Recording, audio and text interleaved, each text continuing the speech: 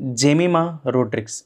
ఎక్కువ మంది ఆమె ఆడిన ఆట బట్టి సెమీస్‌కి మనం చేరిస్తే అది ప్రశంసించడం మానేసి సిగ్గు లేకుండా చాలా వ్యంగ్యంగా ఒక ఆడపిల్లని పట్టుకొని ఆమె మీద ట్రోలింగ్స్ చేస్తున్నారంటే మీకసల మానవత్వం ఉందా? అసలు భారతీయులేనా మీరు? ఒక వుమెన్ ఎంపవర్‌మెంట్ అనేది స్టేజ్‌లో భారతదేశంలో పెరుగుతున్న టైంలో ఒక 7 టైమ్స్ వరల్డ్ ఛాంపియన్ ఆస్ట్రేలియా మీద నెగ్గించిందంటే ఆమెను పొగడాల్సింది పోయి ఆమె ఒక పదాన్ని మాట్లాడితే ఆ పదాన్ని మీరు పట్టుకొని ఆమెనెందుకు ట్రోలింగ్ చేస్తున్నారు మీరు?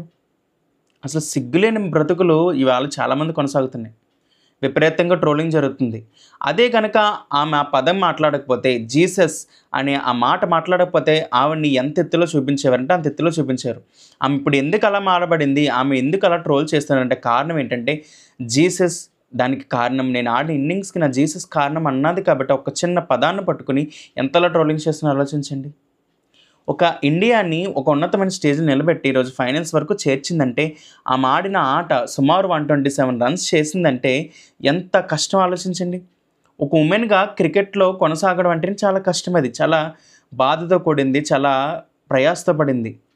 అలాంటిది ఎన్నో బాధలు పడి, ఎన్నో హింసలు పడి, ఎంతో ప్రయాసలు కోర్చి, తినక, లేక ఎన్నో సార్లు టీమ్ నుంచి కూడా పోయి ఫైనల్స్ వరకు టీమ్‌ని నడిపించగలిగిందంటే తన ఇన్నింగ్స్‌తో ఆమెను గౌరవించాల్సింది పోయి, ఆమెను సత్కరించాల్సింది పోయి, ఆమెను ఒక ఆట వస్తువుగా లేకపోతే ఆమెను ఒక వ్యంగ్యంగా ఒక మీమ్ మెటీరియల్‌గా ఈరోజు వాడుతున్నారంటే మానవత్వం మనుషులు ఎక్కడికి పోతుంది? ఆమె మొదట భారతీయురాలు. ఆమె ఒక ఇండియన్. యాస్ ఎన్ ఇండియన్‌గా నువ్వు ఆమెను ఒక యాస్ ఎన్ ఇండియన్‌గా నువ్వు ఆమెని లవ్ చేయాలి. I love my brothers and sisters అని చెప్తావు కదా! ఆమె కూడా ఒక ఇండియనే కదా! ఐ లవ్ మై ఇండియన్స్ అని చెప్తావు కదా! మరి ఇండియన్‌ని ప్రేమించాల్సిన బదులు ఇండియన్‌లో ఉన్న ఆమెను నువ్వు ప్రశంసించాల్సిన బదులు ఆమె మీద ఎందుకు ట్రోలింగ్స్ చేస్తున్నారు? అంటే జీసస్ అని చెప్పింది కాబట్టి ఒక క్రిస్టియన్‌గా తన ఇన్నింగ్స్ ఆడిందని చెప్పింది కాబట్టి ఆమెను అలా అంటున్నారు. I want to put my Jesus first అని చెప్తుంది ఆమె. ఆమె ఆడిన ఇన్నింగ్స్ కారణం నా దేవుడు. నిర్గమాకాండం 14 అధ్యాయం 14 వచనం కోట్ చేస్తూ ఆమె నా పక్షము నిలిచి యుద్ధం చేయవాడు యెహోవాయే అని చెప్పింది. ఒక భారతీయులుగా ఉన్న కనీస సంస్కారం మనకు ఉందా? ఒక భారతీయులుగా కనీసంలో ఉన్న కనీస మానవత్వం మనలో కొనసాగుతుందా?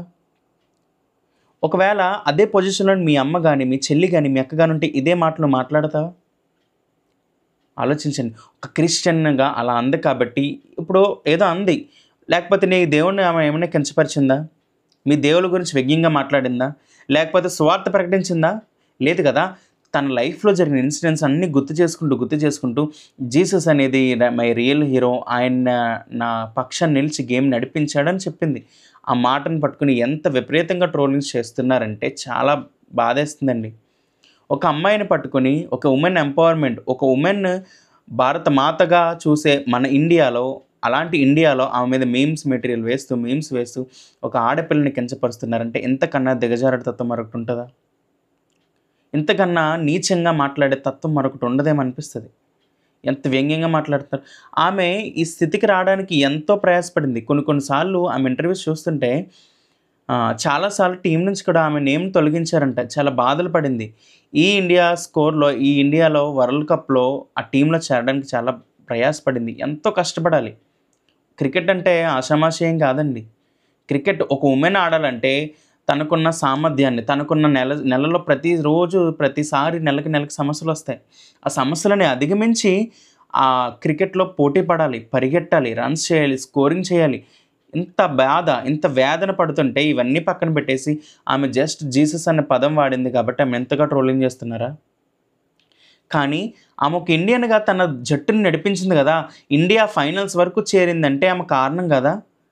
ఇండియా ఫైనల్స్‌కి అసల ఎప్పుడు వెళ్ళలేదు గదా! ఫైనల్స్ వరకు వెళ్ళిందంటే 7 టైమ్స్ వరల్డ్ కప్‌లు విన్ అయిన ఆస్ట్రేలియా మీద 330 ప్లస్ స్కోర్‌ని ఛేదించగలిగారు. 338 రన్స్ స్కోర్‌ని ఛేదించగలిగారంటే కారణం 127 రన్స్ చేసిందామె. ఆమె యొక్క ఇన్నింగ్స్ దానికి కారణం. ఆమెతో పాటు సహకరించిన టీమ్ దానికి కారణం. ఇవన్నీ వదిలిపెట్టేసి ఆమె జీసస్ అంది కాబట్టి ట్రోల్ చేస్తున్నాం. జీసస్ అంది. ఇప్పుడు ఏమైపోయింది మీకు? ఏమైనా కొండొచ్చి మీకు మీద పడిపోయిందా? లేకపోతే మీకున్న ఆస్తులు పోయాయా? మీకున్న అంతస్తులు పోయాయా? మీ దేవుడిని కించపరిచిందా? లేకపోతే ఏదో దేవుడిని చెప్పి ఆ దేవుడిని మీరు కించపెడుతుంది లేకపోతే జీసస్‌నే మీరు నమ్మండి అని చెప్పిందా? లేదు కదా! ఆమె ఒక పాస్టర్‌గా ఒక ఎవాంజలిస్ట్ గారి కూతురామె. ముంబైలో సేవ చేస్తారాయన. సో చిన్నప్పటి నుంచి ఆ వాక్యంలో పెరిగింది కాబట్టి తనతో ఉన్నది దేవుడు కాబట్టి ఆ దేవుని గురించి చెప్పింది తప్ప ఇందులో ఎక్కడ మత ప్రచారమే చేయలేదు.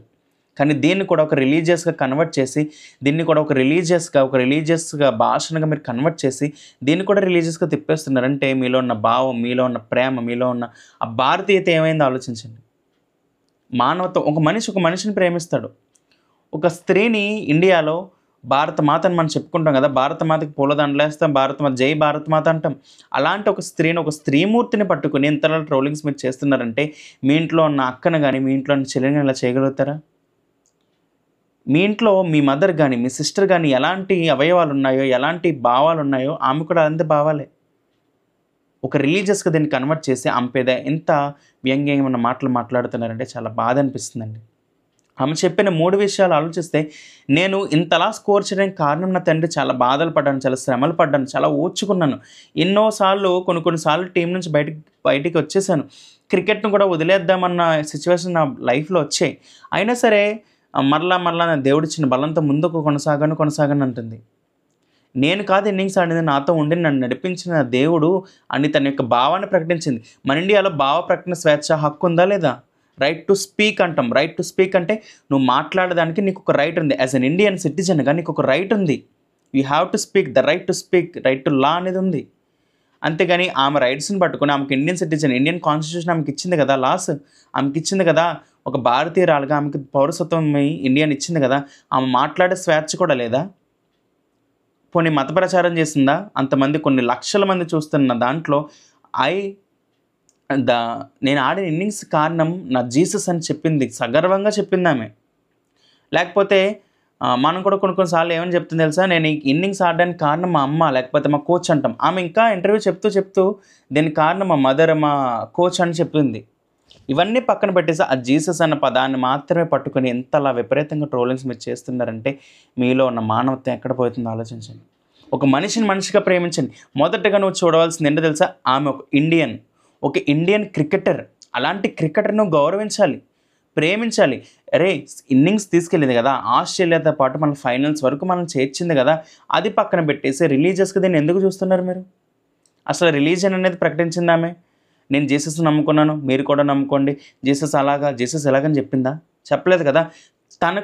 తన యొక్క ఆనందంలో, తన యొక్క సంతోషంలో, తన బ్రతుకులో జరిగిన ఇన్సిడెంట్‌ని గుర్తు చేసుకొని అవన్నీ మనసులో ఎంత బాధ ఉన్నా, ఎంత వేదన ఉన్నా, నాకు ఈ ఇన్నింగ్స్ ఆడడానికి కారణం నా జీసస్ నన్ను నిలబెట్టాడని చెప్పింది. దీన్ని పక్కనెట్టేసి ఇదిగో మత ప్రచారం చేస్తుంది. ఎంతమందిలో లైవ్ చూస్తున్నారు కాబట్టి మత ప్రచారం చేస్తుంది ఈమె అని కొంతమంది ఎంత వ్యంగ్యంగా మాట్లాడుతున్నారంటే, గొర్రెని మాట్లాడుతున్నారు. ఫేస్‌కి ఎమోజిస్ పెడుతున్నారు. ఫేస్‌ని బ్లర్ చేస్తూ రకరకాల ఫేసులతో మీమ్స్, ట్రోలింగ్స్ జరుగుతున్నాయి. ఒక మీమ్ మెటీరియల్‌గా మారిపోయింది ఆవిడ. ఆలోచించండి. మన ఇండియా ఫైనల్స్ చేరిందంటే కారణం ఆవిడ. మన ఇండియన్స్‌ని ఫైనల్స్ చేర్చి ఇన్నింగ్స్ ఆడిందంటే కారణం ఆవిడ. ఆమె కోచ్, ఆమె తల్లిదండ్రులు, ఆమె నమ్ముకున్న జీసస్. కాబట్టి ఇందులో ఏ విధమైన ట్రోలింగ్ చేయకండి. ఒక మనిషిని మనిషిగా ప్రేమించండి. మనిషిని మనిషిలా చూడండి. అది హిందువైనా, క్రిస్టియన్ అయినా, ముస్లిం అయినా, ఎవరైనా. కాబట్టి ఇలాంటి వ్యక్తులను ట్రోలింగ్ చేయకండి. వీలైతే సపోర్ట్ చేయండి, లేకపోతే మీకు నచ్చలేదా వదిలేయండి. కాబట్టి ఇలాంటి ట్రోలింగ్స్ ఎప్పుడు చేయకండి. Thank you so much.